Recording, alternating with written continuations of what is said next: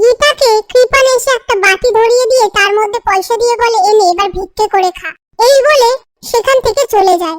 এরপর গীতাকে বড়বাবু দেখে বলে, আপনার সাথে আমার কথা আছে।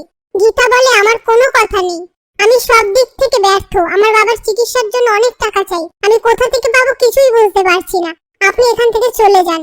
বড়বাবু সেখান থেকে চলে গেলে একজন লোক এসে গীতাকে বলে, তোর চাকরির প্রয়োজন না, এই নিয়ে ল ফার্মের সাথে কথা বলে দেখ। এই সমস্ত কিছু স্যান্ডি দেখে কৃপানকে সবটা ফোন করে বলে। কৃপান বলে, তাহলে মাছ টোপটা কিনে নিয়েছে।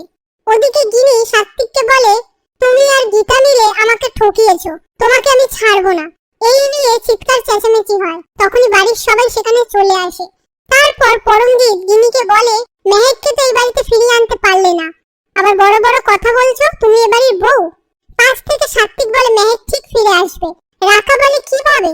এই কথা শুনে বন্নি বলে, বুঝতে পারলে না, অ্যাডভোকেট গীতা এলএলবি বাবার চিকিৎসার খরচ দিয়ে। এসব কথা শুনে গিনি বলে, গীতা তো এ বাড়িতে ফিরে আসবে না, মেহেক আসবে। অগ্নিজিৎ মুখার্জি আর আপনারা সবাই মিলে মেহেকের যে সর্বনাশটা করেছেন তার দ্বিগুণ সর্বনাশ আমি করে দিয়ে যাব।